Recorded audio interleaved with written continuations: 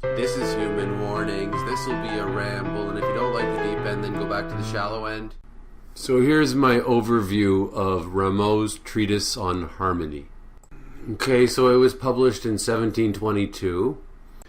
I think first I have to say that this is the first of four that I'm going to do. This is on Rameau. The next one's going to be on Fuchs. The next one's going to be on C.P.E. Bach, and then the last one's going to be on Schenker. It's important to say this because you need to know when these things were written and what was going on at the time.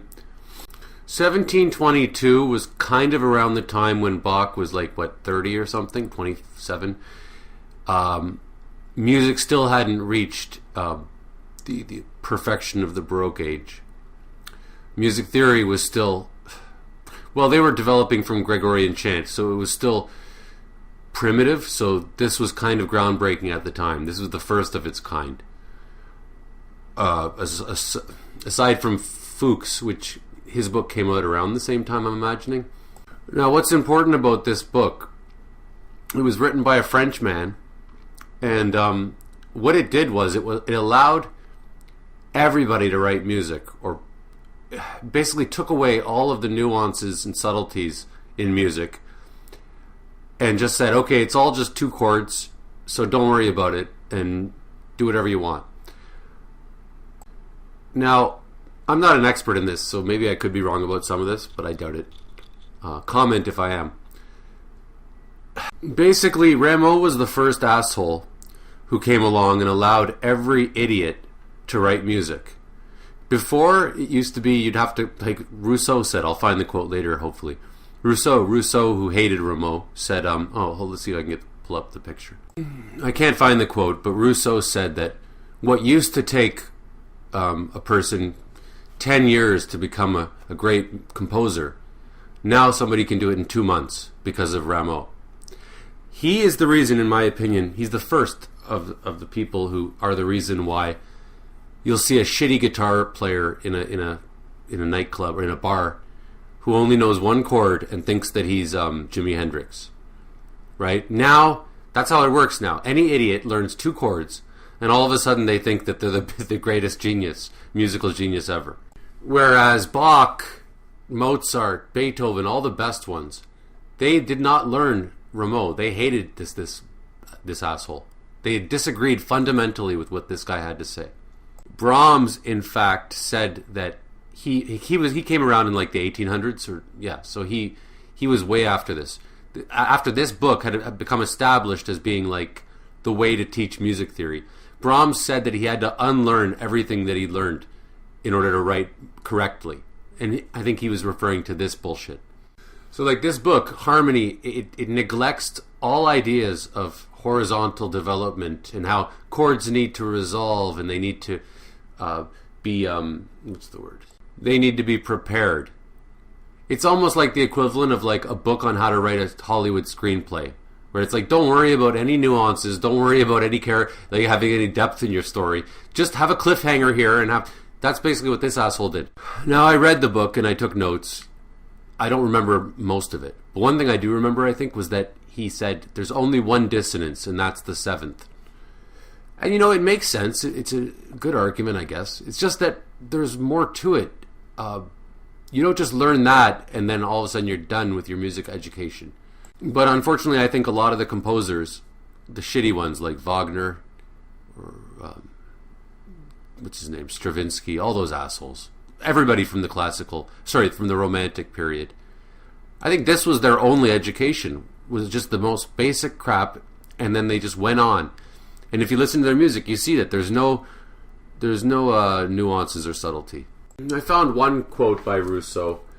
The only thing I know about him is he's a French philosopher, and he never named any of his kids until they turned 6 because of the infant mortality. He didn't want to get close to them. Rousseau said, I devoured my treatise on harmony, but it was so long, so diffuse, and so badly arranged that I felt it would take me a considerable time to study and disentangle it. And the translator says, personal malice entered into Rousseau's judgment, to be sure, for Rameau and Rousseau were bitter enemies, but the statement contains more than a modicum of truth. That quote doesn't really apply or anything. I just like to hear anything negative about Rameau. I think this asshole was also the first to think of the idea of inversions as opposed to just a sixth chord being a sixth chord in and of itself.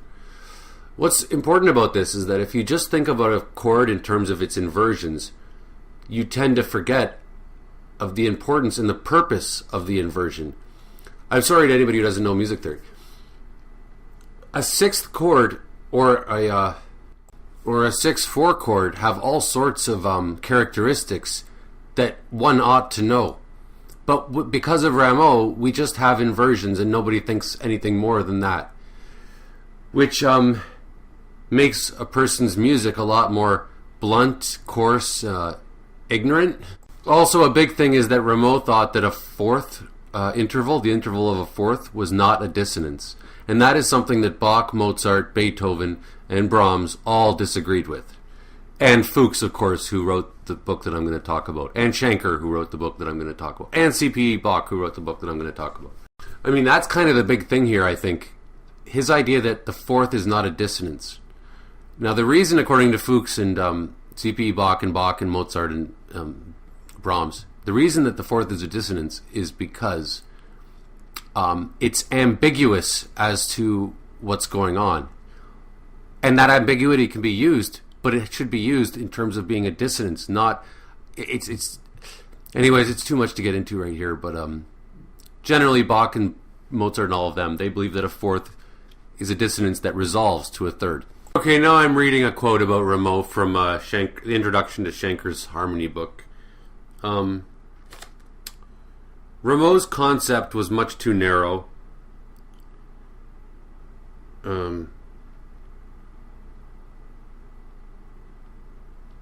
Rameau's great error was to interpret harmonically or vertically a bass that was composed horizontally, according to contrapuntal principles. The possibility of Auskomponierung was totally overlooked. Oh, that word is just a Schenkerian word from the Schenker, the fourth book I'm going to talk about. It's just an idea of unfolding of a melody. Rameau's theory was introduced into Germany by Marburg. He was a certain theorist. I think you get the gist of this overview being that this guy's a real piece of shit and he screwed music up forever. But I just found some quotes about him, so I'll just read some stuff. And this is all from the introduction to Schenker's book on harmony. Okay, Bach and his circle of friends remained completely negative towards Rameau, obviously. Emanuel Bach wrote to Kernberger, who was a faithful pupil of Sebastian Bach, and at the time engaged in a controversy with Marburg. Quote, "You may announce it publicly that my father's principles and my own are anti-Rameau." Kernberger himself, in the True Principles of Harmonic Practice, has the following passage, quote, "Rameau has stuffed his theory with so many inconsistencies that I am just wondering how it could have come to pass that there are Germans who fall for it and even fight for it." Oh, and by the way, I'm pretty sure that all the conservatories of music in this day and age are teaching theories that Rameau came up with, that Bach and Mozart and all of them did not agree with. Like, all the great genius composers hate this theory, and all the mediocre composers love it. What does that tell you? I'll tell you what it told me. It told me that if I can learn the real shit, the shit that Mozart, Bach, and Beethoven and Brahms learned, I could actually write genius shit. Okay, so Kernberger writes, Rameau himself has not grasped the simplicity of harmony in its true purity, for he occasionally mistakes passing notes for fundamental ones, which I kind of alluded to with the unfolding and whatnot. Oh, here's that great quote by Rousseau. I love it. The study of composition, which used to require about 20 years, now can be completed in a couple of months. Musicians are devouring the theories of Rameau, and the number of students has multiplied. France has been inundated by bad music and bad musicians. Everybody thinks he has understood the finesses of art before having learned as much as the rudiments. Okay, well, now I'm going to read some quotes about Fuchs, who I'm going to be doing next. So I guess these 4 overviews that I'm doing are going to leak into each other. I'm going to say some things about Fuchs here, and I won't be saying them in the Fuchs overview. Haydn, he taught Mozart. He was a good guy. He said of C.P.E. Bach being the one who wrote the book that I'm going to be doing after Fuchs, that he owed him everything.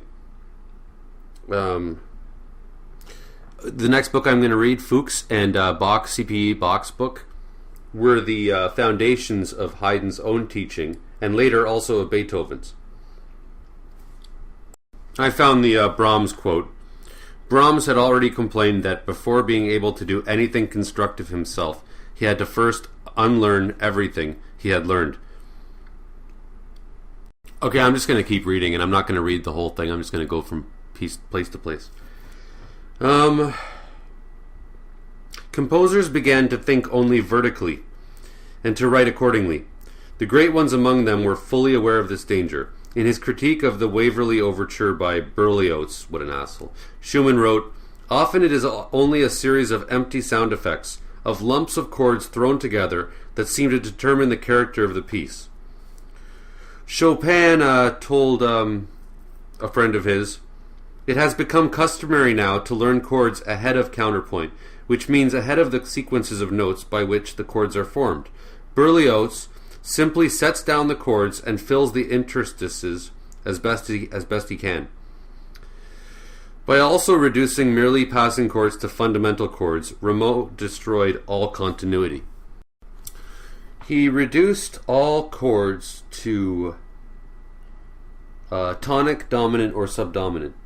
It overlooked the possibility that identical chords have different meanings according to the context in which they move.